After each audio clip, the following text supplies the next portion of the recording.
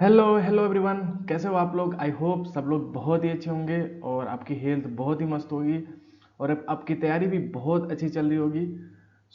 इस टाइम में आपको बीमार नहीं होना है, अपने हेल्थ का बहुत ही अच्छे से ख्याल रखना है, ठीक है।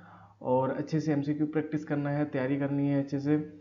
सो लास्ट लेक्चर में हमने टॉप 25 एमसीक्यू प्रैक्टिस करे थे फार्माकोग्नोसी के, जो कि मेनली उसमें मैंने सारा सिलेबस कवर किया था, जो कि आपके एग्ज़ाम के पॉइंट ऑफ व्यू से बहुत ही इंपॉर्टेंट क्वेश्चन थे। मेनली अगर एग्ज़ाम में क्वेश्चन आया तो उस 25 एमसीक्यू में से तो ज़रूर आने चाहिए।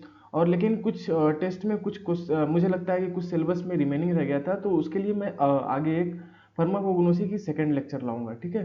तो उसमें जितने भी बचे खुचे क्वेश्चन हैं मैं वहाँ सॉल्व करा दूंगा, तो आपका फार्माकोग्नोसी पूरा क्लियर हो जाएगा। तो उसके लिए ज़्यादा सोचने वाली बात नहीं है। आज के लेक्चर में हम जस्ट बात करेंगे हॉस्पिटल एंड क्लिनिकल फार्मेसी के सिलेबस पे। इधर मैंने टोटल 40 एमसीक्यू है जो प्रिपेयर किए हैं, वो एग्ज़ाम के बेसिस पे और सिलेबस के बेसिस पे और प्रीवियस ईयर क्वेश्चन को एनालिसिस करके मैंने यहाँ टोटल 40 एमसीक्यू रखे हैं, जो कि एग्ज़ाम के लिए बहुत ही इंपॉर्टेंट होने वाला है। मेनली मुझे लगता है कि दो से तीन क्वेश्चन तो यहाँ से फंसने वाले हैं। अगर आप एमसीक्यू प्रैक्टिस करो रहे होगे तो आपको याद रहेगा। वैसे आप अगर पढ़ोगे थ्योरी तो उतना अच्छे से इसमें मज़ा नहीं आता है, लेकिन अगर आप एमसीक्यू प्रैक्टिस करे रहोगे ना तो आपको ऐसे एक माइंड में रहता है, तो याद रहता है। तो आज अगर आपके सामने वो एमसीक्यू आ गया तो आप उसको सॉल्व कर सकते हो, ठीक है। तो इसके लिए हमने जस्ट 40 एमसीक्यू रखा है, जो कि प्रीवियस ईयर के सिलेबस प्रीवियस ईयर के क्वेश्चन पेपर को देखते हुए और सिलेबस को देखते हुए डिज़ाइन किया है। मुझे लगता है कि इस 40 क्वेश्चन में आपका पूरा सिलेबस कवर हो जाएगा हॉस्पिटल एंड क्लिनिकल फार्मेसी का, ठीक है। तो और इससे ज़्यादा कुछ करने की ज़रूरत नहीं है अब, बट जिसको लगता है कि हाँ थोड़ा बहुत और थ्योरी पढ़ लेनी चाहिए तो वो और भी थ्योरी पढ़ सकता है। तो भैया चलिए इसी के साथ हम अपना प्रैक्टिस स्टार्ट करते हैं। तो चलिए नेक्स्ट क्वेश्चन की तरफ चलते हैं, ठीक है। हाँ तो भैया फर्स्ट क्वेश्चन आपकी स्क्रीन पे आ चुका है और फर्स्ट क्वेश्चन क्या कह रहा है। The first question is saying that a hospital with 200 to 500 bed is classified। जो हॉस्पिटल होता है 200 से 500 बेड का होता है उसको कहते हैं small hospital, medium, large, very large. चलो भाई बताओ। जो हॉस्पिटल होता है अगर उसमें बेड जो 100 से कम रहते हैं, 100 से कम रहते हैं तो उसको स्मॉल हॉस्पिटल कहते हैं। और 100 से 500 के बीच में होते हैं तो उसको मीडियम हॉस्पिटल कहते हैं। और 500 से और ज़्यादा होते हैं तो उसको लार्ज हॉस्पिटल कहते हैं, ठीक है। तो अकॉर्डिंग टू क्वेश्चन, क्वेश्चन में जो दिया है 200 से 500 500 के बीच में अगर बेड है तो उसको मीडियम साइज के हॉस्पिटल कहेंगे, ठीक है। तो यहाँ बी ऑप्शन करेक्ट हो जाएगा। तो मीडियम, बी ऑप्शन करेक्ट, ठीक है भैया। चलो हाँ तो भाई सेकंड क्वेश्चन क्या कह रहा है। Which is which is a primary care centre. जो प्राइमरी केयर सेंटर होता है इनमें से कौन सा है? District hospital, AIIMS, PSC means primary health care, medical college. चलो बताओ भाई, जो प्राइमरी केयर सेंटर होता है क्या होता है? जो प्राइमरी केयर होता है वो फर्स्ट पॉइंट ऑफ कांटेक्ट होता है। मेनली पहले पीपल यहीं जाते हैं, जैसे छोटा मोटा घाव हो गया या कोई मरहम पट्टी करानी हो गई छोटा मोटा, तो उसके लिए हम लोग यहीं जाते हैं mainly primary health care. Primary health care के बाद आता है तुम्हारा सीएचसी, कम्युनिटी हेल्थ केयर। उसके बाद तुम्हारा आता है डिस्ट्रिक्ट हॉस्पिटल। डिस्ट्रिक्ट हॉस्पिटल के बाद तुम्हारा ये बड़े बड़े हॉस्पिटल आते हैं, मेडिकल कॉलेज, एम्स, ठीक है। तो प्राइमरी केयर सेंटर के लिए प्राइमरी केयर सेंटर के लिए प्राइमरी हेल्थ केयर जो होती है वहाँ जाया जाता है, ठीक है भैया। तो सी ऑप्शन करेक्ट हो गया, पीएचसी, प्राइमरी हेल्थ केयर, ठीक है। चलो हाँ तो भैया थर्ड क्वेश्चन क्या कह रहा है तुम्हारा। Minimum area for 100 bed of hospital pharmacy is. जो कम से कम 100 बेड का जो हॉस्पिटल होता होगा, उसके लिए कितना स्क्वायर फीट जगह चाहिए, एरिया कितना चाहिए उसके लिए, 100 बेड के हॉस्पिटल के लिए। ठीक है, 100 square feet, 250 square feet, 500 square feet, 1000 square feet. चलो भैया बताओ जल्दी जल्दी क्या होगा। तो अकॉर्डिंग टू स्टैंडर्ड नॉर्म्स ये कहते हैं कि जो 100 बेड का हॉस्पिटल होना चाहिए उसके लिए जो एरिया होगा होगा 250 स्क्वायर फुट। 250 स्क्वायर फुट की जगह चाहिए आपको 100 बेड के हॉस्पिटल या हॉस्पिटल फार्मेसी चलाने के लिए। ठीक है, तो बी ऑप्शन करेक्ट हो गया भैया। ठीक है, चलो नेक्स्ट क्वेश्चन पे चलते हैं। चलो भाई, फोर्थ नंबर का क्वेश्चन क्या कह रहा है, who is the chairman of pharmacy and therapeutic committee. Pharmacy and therapeutic committee का चेयरमैन कौन होता है? फार्मासिस्ट होता है, फिजिशियन होता है, नर्स होती है या एडमिनिस्ट्रेटर होता है?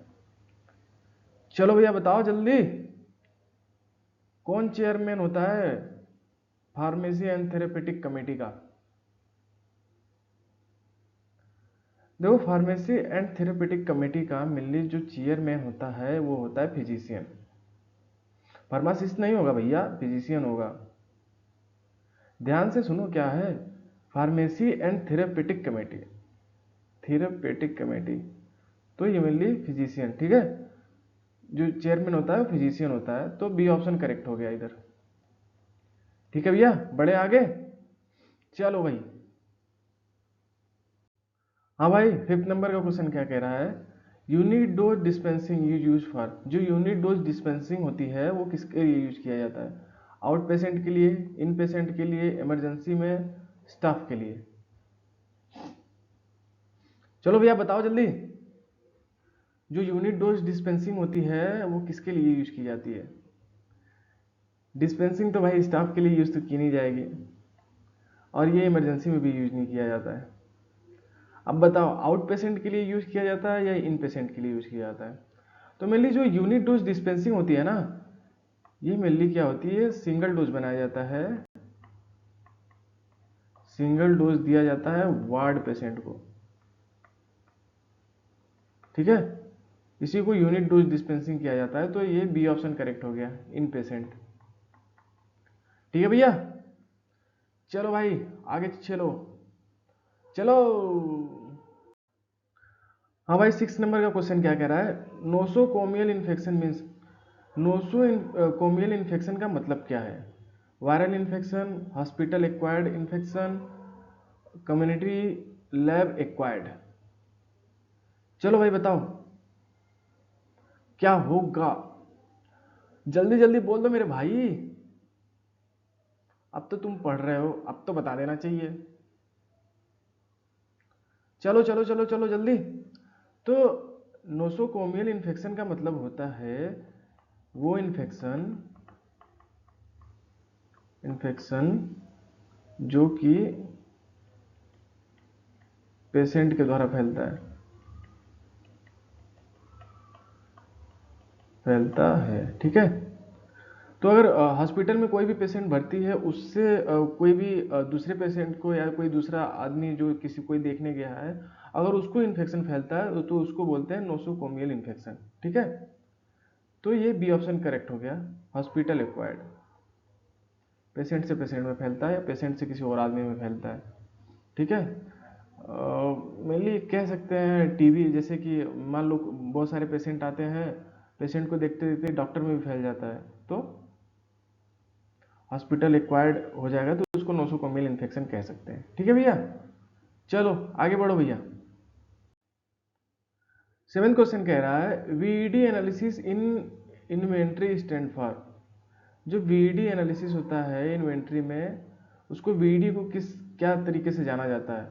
Vital, essential, desirable, very easy done, value in date, both B and C? चलो भैया आप बताओ,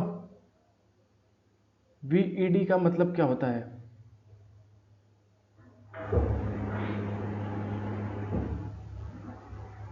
सो वीईडी का मतलब होता है वायरल, इसेंशियल एंड डिजायरेबल।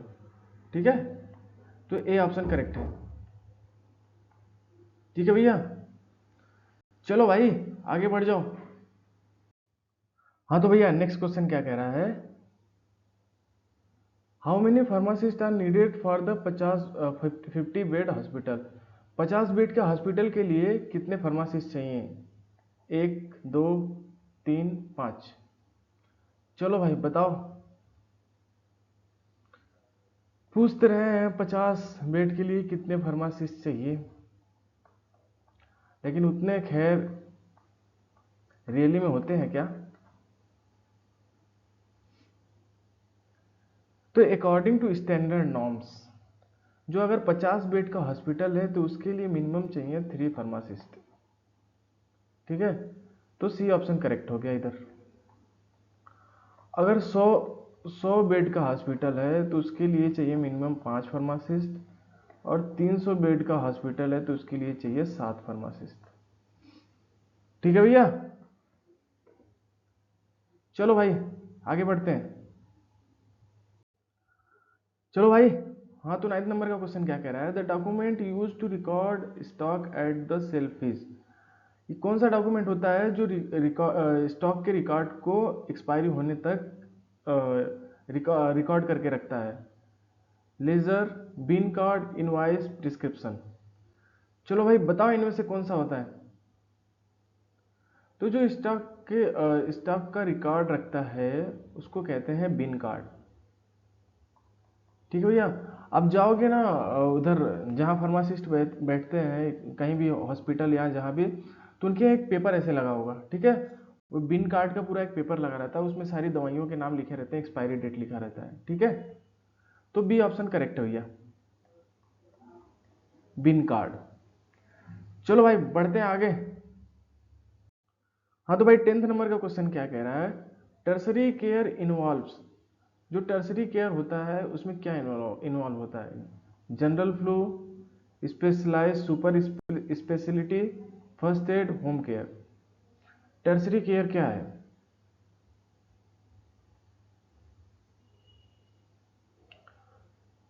ये जो आपका होम केयर या फर्स्ट एड हो जाते हैं, ये आते हैं प्राइमरी केयर में। ठीक है, और ये जो टर्सरी केयर होता है इसमें होता है मेनली स्पेशलाइज्ड सुपर स्पेशलिटी, कि किस ऑर्गन के लिए कौन सा डॉक्टर किसकी स्पेशलिटी ज़्यादा है। ठीक है, तो उसको टर्सरी केयर में बोलते हैं, तो बी ऑप्शन करेक्ट है भैया। ठीक है, ये मेनली डील करते हैं complex cases like heart surgery या लीवर ट्रांसप्लांट या कुछ भी ऐसा, मेनली जो कि कॉम्प्लेक्स प्रोसेस होता है। ठीक है, चले भैया बढ़ जाए आगे। चलो नेक्स्ट क्वेश्चन क्या कह रहा है भाई, नेक्स्ट क्वेश्चन कह रहा है minimum qualification for a hospital pharmacist, जो हॉस्पिटल में फार्मासिस्ट होगा उसकी मिनिमम क्वालिफिकेशन क्या होनी चाहिए? B Pharm, M Pharm, D Pharm, PhD. चलो भाई बताओ, डी फॉर्म 2 ईयर का कोर्स है, बी फॉर्म 4 ईयर का कोर्स है, एम फॉर्म 2 ईयर का कोर्स है, और पीएचडी 5 ईयर का कोर्स है प्लस एक्सटेंडेड। एक्सटेंड बहुत तेज होता है भाई पीएचडी, कितने लोगों को 7 साल में पूरा होते हैं? कितने क्या, मैक्सिमम 6 साल, 7 साल, 5 साल कहते हैं, 5 साल में बहुत कम लोगों का पूरा होता है। चलो भाई बताओ, जो हॉस्पिटल में फार्मासिस्ट काम करेगा उसका मिनिमम क्वालिफिकेशन क्या होना चाहिए? तो उसका मिनिमम क्वालिफिकेशन होना चाहिए डी फॉर्म। ठीक है, तो सी ऑप्शन करेक्ट है भैया। चलो भाई, चलो चलो चलो, 12th नंबर का क्वेश्चन कह रहा है हॉस्पिटल फार्मूलरी इज डेवलप बाय, जो हॉस्पिटल में जो फार्मूलरी रहता है वो किसके द्वारा डेवलप किया जाता है? गवर्नमेंट के द्वारा, फार्मेसी एंड थेरेप्यूटिक कमेटी के द्वारा, नर्सिंग डिपार्टमेंट के द्वारा, लोकल केमिस्ट के द्वारा। चलो भाई बताओ जल्दी जल्दी, 40 क्वेश्चन है, जल्दी से जल्दी खत्म करना है भैया, बताओ। तो ये जो हॉस्पिटल फार्मूलेरी रहता है, ये मेनली डिसाइड करता है कि कौन सी ड्रग को अप्रूव करना है, किसको नहीं करना है। तो ये मेनली डेवलप होता है किसके द्वारा? फार्मेसी एंड थेरेप्यूटिक कमेटी के द्वारा, ठीक है। तो बी ऑप्शन करेक्ट है, फार्मेसी एंड थेरेप्यूटिक कमेटी। चलो भैया आगे बढ़ो। 13 नंबर का क्वेश्चन कह रहा है storage of narcotic drug required. जो नार्कोटिक ड्रग होता है उनको स्टोर करने के लिए क्या चाहिए होता है? Open self, cold storage, double lock cabinet, glass box. चलो भाई बताओ जल्दी। तो जो नार्कोटिक ड्रग होती हैं उनको मेनली डबल कैबिनेट में लॉक करके रखा जाता है। ऐसे भाई खुले में रख देंगे या कोल्ड स्टोरेज में रख देंगे या ग्लास बॉक्स में रख देंगे तो भाई चोरी होने का बहुत डर रहता है। ये नार्कोटिक ड्रग है भाई, किसी को नशा वशा करना है, मस्त उठा ले जाएगा भाई, मस्त नशे करेगा, ठीक है। इसलिए इसको डबल कैबिनेट बैग में लॉक करके डबल लॉक कैबिनेट में लॉक करके रखा जाता है, ठीक है। तो सी ऑप्शन करेक्ट हो जाएगा, ठीक है भैया। चलो भाई आगे चलो। 14th क्वेश्चन क्या पूछा है भैया? In ABC analysis C item are. जो एबीसी एनालिसिस होता है उसमें सी आइटम होते हैं हाई कॉस्ट के, लो कॉस्ट के, high quantity, vital drug, non essential. चलो भैया बताओ। इन एबीसी जो ए होता है वो हाई कॉस्ट का होता है। एबीसी एनालिसिस में जो ए होता है वो हाई कॉस्ट का होता है, ठीक है, और एक क्वांटिटी में लो रहता है। बट जो सी होता है ये लो कॉस्ट का रहता है और क्वांटिटी इसकी हाई रहती है, ठीक है। तो इस सी का मेनली पूछा है तो ये बी ऑप्शन करेक्ट हो जाएगा, low cost and high quantity, ठीक है भैया। चलो आगे बढ़ते हैं।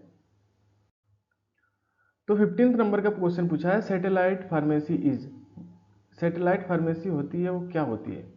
Mobile van, decentralise unit, government shop, online shop.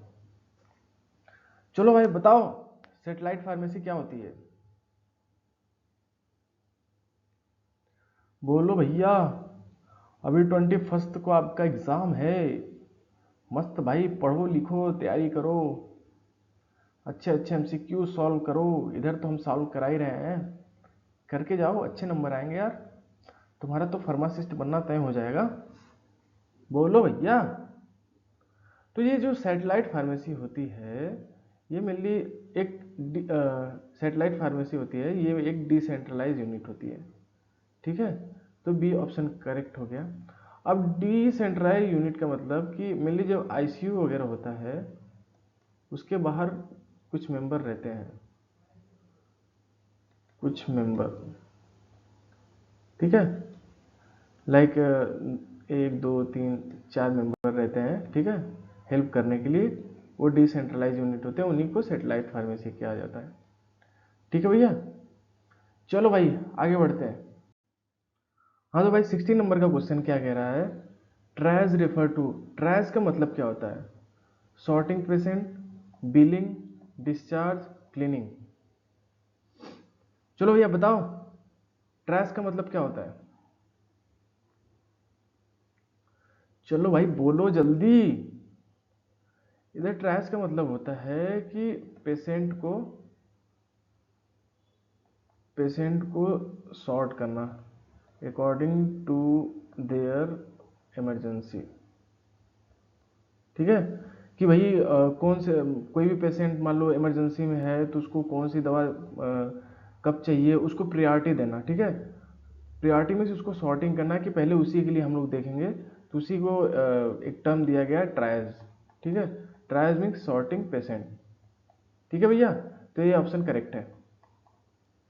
चलो भाई नेक्स्ट चलते हैं। तो 17 नंबर का क्वेश्चन क्या पूछ रहा है? Location of pharmacy should ideal be. जो फार्मेसी का लोकेशन होना चाहिए वो किधर होना चाहिए, किधर आइडियल है, टॉप फ्लोर पे, बेसमेंट में, ग्राउंड फ्लोर पे, नियर द गेट। चलो भाई बताओ, एक कोई हॉस्पिटल है, उसमें जो फार्मेसी होनी चाहिए वो किधर होनी चाहिए। मान लो ये 3 फ्लोर है, ये first floor, second floor, third floor, ये ग्राउंड फ्लोर।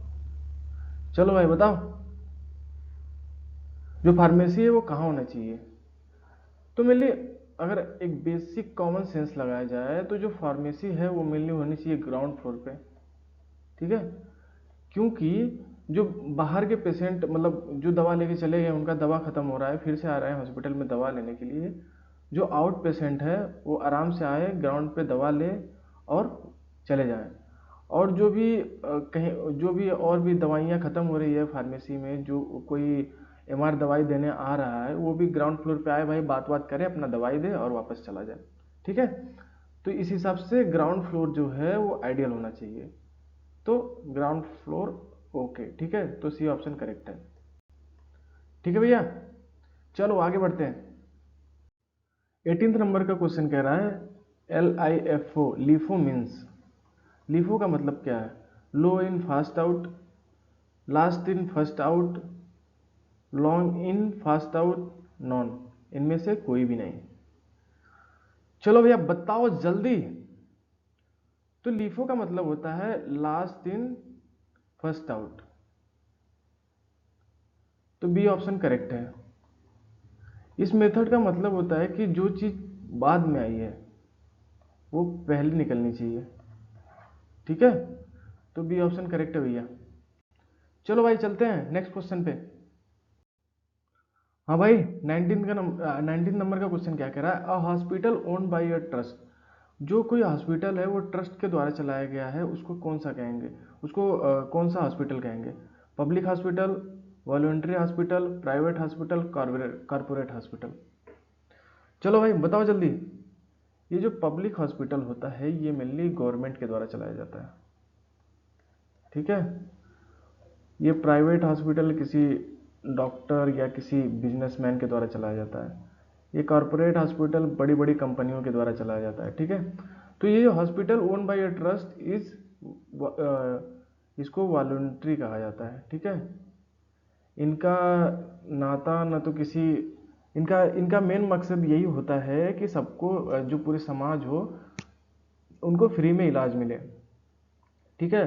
सो 19 नंबर का हो गया, a hospital own by a trust is voluntary, ठीक है। जो हॉस्पिटल ट्रस्ट के द्वारा चलाया जाएगा उसको वॉलंटरी बोला जाएगा, ठीक है। तो बी ऑप्शन करेक्ट है भैया। चलो भाई आगे बढ़ते हैं। तो 20 नंबर का क्वेश्चन क्या कह रहा है, lead time is the time between, जो लीड टाइम होता है वो कौन सा टाइम होता है, morning to night, order and delivery, manufacturing and expiry, both B and C. चलो भाई बताओ, लीड टाइम को किसको कहते हैं, कौन सा टाइम गैप को लीड टाइम कहते हैं। सो लीड टाइम जो होता है, जब हम कोई स्टॉक ऑर्डर कर देते हैं, ऑर्डर करने से लेके डिलीवरी होने तक के बीच का जो टाइम होता है उसको लीड टाइम कहते हैं, ठीक है। तो बी ऑप्शन करेक्ट हो गया। The time gap between order and delivery is called lead time, ठीक है भैया, हो गया, समझ आ गया।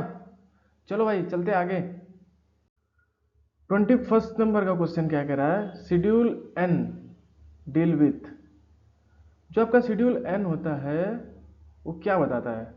ये तो मेनली शेड्यूल से क्वेश्चन आ गया है, ठीक है। शेड्यूल वाला क्वेश्चन तो मैंने पीछे ही कराया, मेनली बहुत सारे शेड्यूल करवा दिए हैं अभी तक, तो आप लोग को सारे शेड्यूल याद हो जाने चाहिए, ठीक है। तो जो शेड्यूल एन होता है वो मेनली होता है फार्मेसी स्टैंडर्ड के लिए। अब जब नया नया फार्मेसी आप खोल रहे हो तो उसके लिए क्या क्या चाहिए वो शेड्यूल एन डिसाइड करता है, तो बी ऑप्शन करेक्ट हो गया, ठीक है। एन से याद रखना न्यू, न्यू से याद रखना मेडिकल स्टोर, ठीक है। तो क्या फार्मेसी स्टैंडर्ड चाहिए, शेड्यूल एन, ठीक है भैया। चले आगे, चलो। हाँ तो भाई 22 नंबर का क्वेश्चन क्या कह रहा है कि फार्मासिस्ट फॉर 300 बेड हॉस्पिटल। अगर 300 बेड का हॉस्पिटल है तो उसके लिए कितने फार्मासिस्ट चाहिए? 5, 8, 10, 15। चलो भैया बताओ। 50 बेड के लिए कितने फार्मासिस्ट चाहिए? 3। और 100 के लिए चाहिए 5। बताओ 300 बेड के लिए कितने चाहिए? 300 बेड के लिए हमें चाहिए 10 फार्मासिस्ट। ठीक है, तो सी ऑप्शन इज करेक्ट। चलो भाई आगे बढ़ते हैं। चलिए भैया नेक्स्ट क्वेश्चन क्या कह रहा है? Cold chain temperature is. जो कोल्ड चेन टेम्परेचर होता है वो कितना होता है? -10 to 0 degree Celsius, 2 to 8 degree Celsius, 15 to 25 degree Celsius, 30 to 40 degree Celsius. चलिए भैया बताइए जल्दी। ये मेनली कोल्ड टेम्परेचर होता है। कोल्ड टेम्परेचर जो होता है मेनली यूज किया जाता है वैक्सीन को स्टोर करने के लिए। ठीक है, ये होता है 2 to 8। तो बी ऑप्शन करेक्ट हो गया। ये 30 से 40 जो हो गया ये रूम टेम्परेचर हो गया। ठीक है, और ये 15 जो 25 हो गया ये हो गया कूल टेम्परेचर। ठीक है भैया, चलो भाई आगे बढ़ते हैं। 24 नंबर का क्वेश्चन कह रहा है एम्बुलेटरी पेशेंट आर। जो एम्बुलेटरी पेशेंट होते हैं वो क्या होते हैं? बेड रिटेन होते हैं, इन पेशेंट होते हैं, आउट पेशेंट होते हैं, क्रिटिकल पेशेंट होते हैं। चलो भाई बताओ जो एम्बुलेटरी पेशेंट होते हैं वो क्या होते हैं?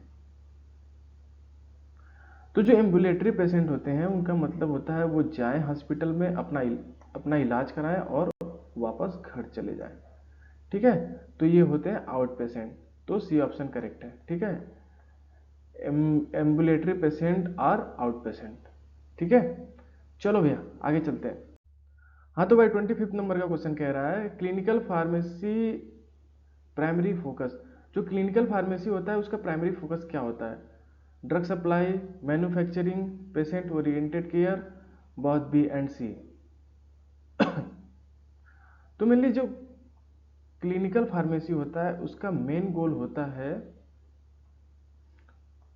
Optimise therapy for patient. जो थेरेपी होता है उसको ऑप्टिमाइज करता है पेशेंट के लिए, और इसके साथ साथ पेशेंट का बहुत ही ख्याल रखते हैं भाई वो लोग। ठीक है, तो मेनली सी ऑप्शन इधर करेक्ट हो जाएगा, पेशेंट ओरिएंटेड केयर। ठीक है भैया, याद रख लो। चलो भाई आगे बढ़ते हैं। हाँ तो भाई 26 नंबर का क्वेश्चन क्या कह रहा है? E O Q prevent. E O Q का मतलब होता है economic order quantity balance. Economic order quantity balance जो होता है वो क्या प्रिवेंट करता है? Overstocking, understocking, A and B, none. चलो भाई बताओ इकोनॉमिक ऑर्डर क्वांटिटी बैलेंस जो होता है वो किस चीज से बचाता है? चलो भैया बताओ जल्दी। तो जो ये होता है इकोनॉमिक ऑर्डर क्वांटिटी बैलेंस होता है मेनली दोनों चीज से बचाता है, ओवर स्टॉकिंग से भी बचाता है, अंडर स्टॉकिंग से भी बचाता है। तो ये सी ऑप्शन करेक्ट हो जाएगा, both A and B is correct. ठीक है भैया, चलो आगे चलते हैं। नेक्स्ट क्वेश्चन क्या कह रहा है? Inventory carrying cost included. जो इन्वेंट्री कैरिंग कॉस्ट होता है उस क्या क्या बताता है, क्या क्या उसमें इंक्लूड रहता है? Interest, storage space, insurance, all. चलो भाई बताओ जल्दी।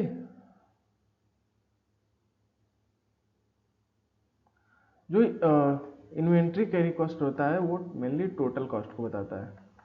अब टोटल कॉस्ट में सब आ जाते हैं, interest, storage space and insurance. ठीक है, तो ये डी ऑप्शन करेक्ट हो जाएगा, ऑल। ठीक है भैया, चलो 28 नंबर का क्वेश्चन कह रहा है hospital pharmacy is a profit centre, service department, admin office, non. चलो भाई बताओ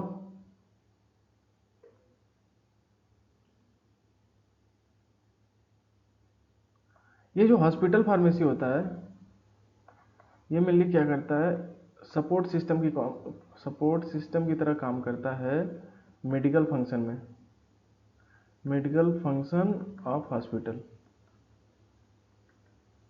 ठीक है, ये मेनली हॉस्पिटल में मेडिकल फंक्शन की तरह बहुत सपोर्टिंग सिस्टम की तरह काम करता है। सो बी ऑप्शन करेक्ट है।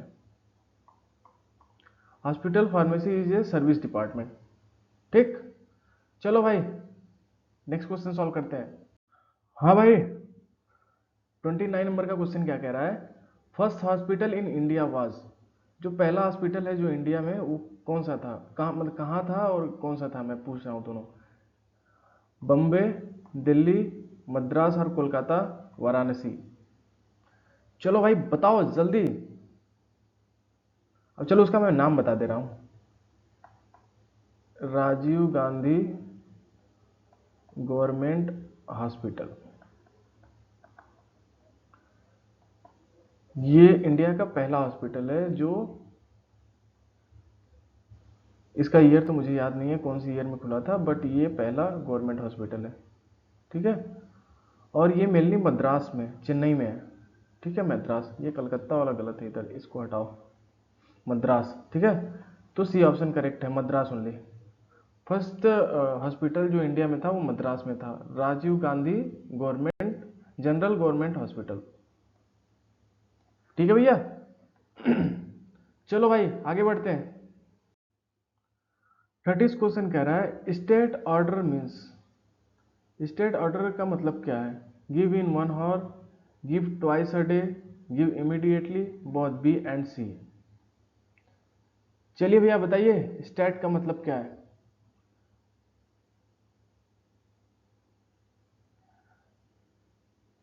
चलो चलो चलो चलो बोलो जल्दी भाई। तो स्टेट का मतलब होता है गिव इमीडिएटली। ठीक है, सी ऑप्शन करेक्ट है। चलो भैया आगे बढ़ते हैं। 31 नंबर का क्वेश्चन कह रहा है floor stock system is for, जो फ्लोर स्टॉक सिस्टम होता है वो किसके लिए होता है, expensive drug, common ward drugs, narcotics, both B and C. चलो भाई बताओ जल्दी जल्दी, लाडले बोल दो। तो जो फ्लोर स्टॉक सिस्टम होता है वो ये कॉमन वार ड्रग के लिए होता है, जो कि मेनली इसको रखा जाता है कि ताकि अगर इमीडिएट यूज के लिए। ठीक है, तो बी ऑप्शन करेक्ट है, floor stock system is for common war drug. चलो भैया नेक्स्ट क्वेश्चन सॉल्व करते हैं। 32 नंबर का क्वेश्चन कह रहा है dead stock means, dead stock का मतलब क्या है, life saving, non moving, expired, both B and C. चलो भैया बताओ डेड स्टॉक का मतलब क्या है। सो डेड स्टॉक का मतलब है एक्सपायर्ड ड्रग। डेड स्टॉक का मतलब मर चुका है, खत्म हो चुका है, एक्सपायर्ड हो चुका है। ठीक है, तो सी ऑप्शन करेक्ट है। ठीक है भैया, चलिए आगे बढ़ते हैं। 33 नंबर का क्वेश्चन कह रहा है C S S D full form, जो सी एस एस डी उसका फुल फॉर्म क्या है, central stock, central sterile supply department, chief store, none. चलो भाई इसमें तो एक ही है, दिख रहा है साफ साफ,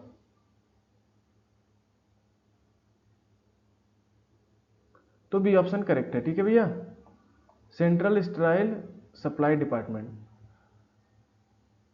तो बी ऑप्शन करेक्ट है। ठीक है, चले आगे। चलो 34 नंबर का क्वेश्चन कह रहा है एडीआर स्टैंड फॉर, भाई ये तो लल्लू सवाल है, ये तो कोई भी बता देगा।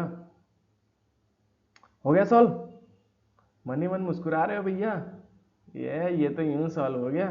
बताओ, adverse drug reaction, older record, acute race, none. चलो चलो चलो चलो, सो एडीआर का मतलब होता है एडवर्स ड्रग रिएक्शन। ठीक है, चलो बढ़ जाए आगे। चलो आसान क्वेश्चन है ना आज तो, आज तो सॉल्व हो रहे होंगे भाई, आसान क्वेश्चन है वो, मतलब कुछ तो नहीं हो रहे होंगे, लेकिन मैक्सिमम हो रहे होंगे, ठीक है। तो आप नहीं हो रहे हैं तो और थोड़ा सा थ्योरी पढ़ो, फिर एमसीक्यू प्रैक्टिस करो। और मैंने भी जो अभी 40 एमसीक्यू प्रैक्टिस कराने जा रहा हूँ, उसको भी अगर एक बारी में सही नहीं होता, 2-3 बार रिपीट करो तो आपको धीरे धीरे याद होता चले जाएगा, तो एमसीक्यू लगने लगेंगे, ठीक है भैया। चलो आगे चलते हैं। हाँ भाई, 35 नंबर का क्वेश्चन क्या कह रहा है? फार्मेसी सेक्रेटरी इज, जो फार्मेसी सेक्रेटरी होता है वो सर्जन होता है, चीफ फार्मासिस्ट होता है, क्लर्क होता है, रेडियोलॉजिस्ट होता है। In pharmacy and therapeutic committee में जो चेयरमैन होता है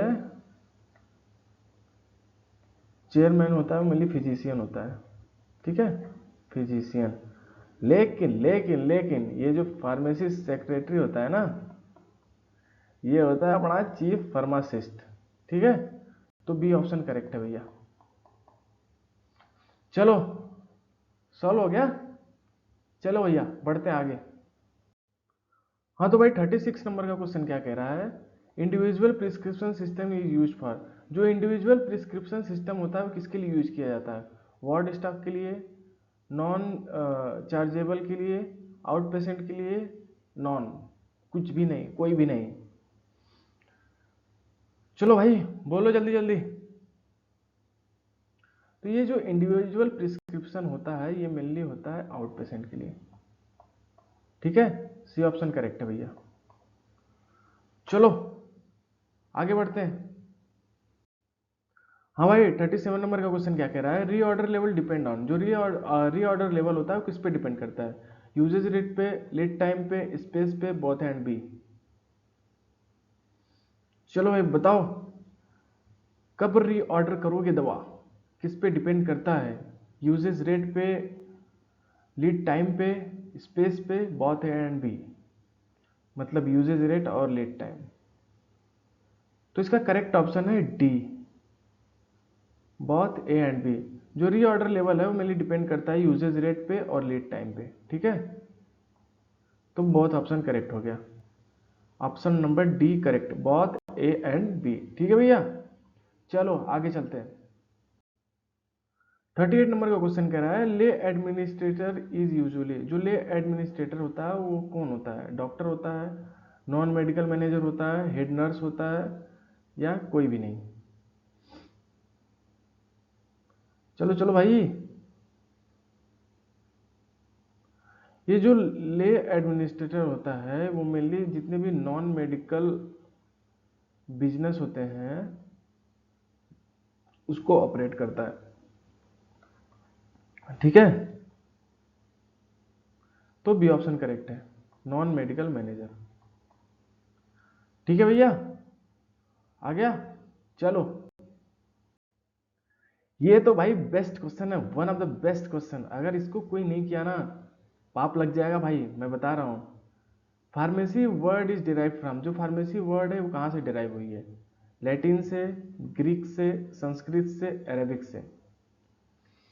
लिखा है भाई साफ साफ। अगर ये नहीं बताया ना भाई, भाई ऐसे ऐसे पानी ले लेना चुल्लू में और उसमें नाक डुबो देना भाई, ये तुम बता दो यार। लेकिन मुझे पूरा भरोसा है तुम लोग पे, तुम लोग इस क्वेश्चन का आंसर बताओगे और जरूर बताओगे।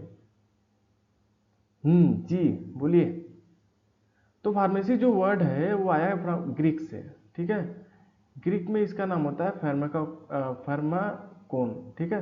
फार्माकोन का मतलब होता है ड्रग और मेडिसिन, ड्रग और मेडिसिन, ठीक है। तो बी ऑप्शन करेक्ट है, pharmacy word derive from Greek. चले भैया चलो। हाँ तो भाई ये रहा आज के लेक्चर का लास्ट क्वेश्चन आपकी स्क्रीन पे, 14 नंबर का क्वेश्चन। तो क्या कह रहा है? Main M of inventory control, जो इन्वेंट्री कंट्रोल है उसका मेन मकसद क्या है? Zero stock, maximum stock, right stock at right time, कुछ भी नहीं। तो मेन एम जो होता है इन्वेंट्री कंट्रोल का वो कहता है कि इंश्योर करो अवेलेबिलिटी विदाउट वेस्टिंग मनी, बिना पैसे को वेस्ट किए इंश्योर करो अवेलेबिलिटी। ठीक है, तो मेन एम है इन्वेंटरी कंट्रोल का right stock at right time. ठीक है, तो सी ऑप्शन करेक्ट है। ठीक है भैया, तो आज का सेशन यही ख़त्म होता है। ठीक है, टोटल हमने 40 एमसीक्यू प्रैक्टिस किए और यहाँ से तो मेनली इतने ही बन सकते हैं। मैंने ऑलमोस्ट पूरा सिलेबस कवर किया है और अच्छे अच्छे क्वेश्चन थे। और आप 40 एमसीक्यू अगर सॉल्व किए होंगे तो आपको लगा होगा कि हाँ काफ़ी सारे बहुत सही क्वेश्चन थे जो कि एग्ज़ाम में आ सकते हैं। और मुझे जहाँ तक लगता है कि अगर एग्ज़ाम में क्वेश्चन आने होंगे तो इस 40 एमसीक्यू में के बाहर से तो नहीं आएंगे, इधर से ही आएंगे, क्योंकि अब एक्चुअली इसमें पूरा सिलेबस भी कवर हो चुका है और मैक्सिमम जहाँ से क्वेश्चन बनते हैं मैंने वहाँ से क्वेश्चन उठाए हैं। और लास्ट ईयर का जो भी पेपर था उसको मैंने एनालाइज किया है। और मैं जो सोच सकता था कि हाँ हाँ ये चीज़ आ सकती है एग्ज़ाम के लिए, तो 40 क्वेश्चन क्लिनिकल ये फार्मेसी और से बहुत होते हैं। ठीक है, तो अगर आप इस 40 एमसीक्यू को बहुत अच्छे से सॉल्व किए हो तो मुझे नहीं लगता है कि इसके बाहर से अगर कोई आ पाए तो आ पाएगा। बट ठीक है, आप थोड़ा सा थ्योरी पढ़ो और कहीं भी आपको अगर समझ ना आए तो आप कमेंट बॉक्स में ज़रूर क्वेश्चन पूछना। ठीक है, तो आज के लिए बस इतना ही, फिर मिलेंगे नेक्स्ट वीडियो के नेक्स्ट लेक्चर में। और अगर आज आप इस वीडियो में नए हो, आप पहली बार ही देख रहे हो, तो हमारी पिछली भी एमसीक्यू बहुत सारी वीडियो हैं, आप इसको देखो और अपने एग्ज़ाम की तैयारी को और भी बेहतर बनाओ। और जो लोग भी इस चैनल पे नए हैं please do subscribe and like the videos and hit the bell icon. ठीक है, जिससे आपको नोटिफिकेशन मिलती रहेगी हमेशा जब जब भी हम वीडियो अपलोड करेंगे। ठीक है, तो मेनली आज का हमारा सेशन यही ख़त्म होता है। चलिए फिर नेक्स्ट लेक्चर में मिलेंगे, तब तक के लिए टाटा बाय बाय। ठीक है भैया।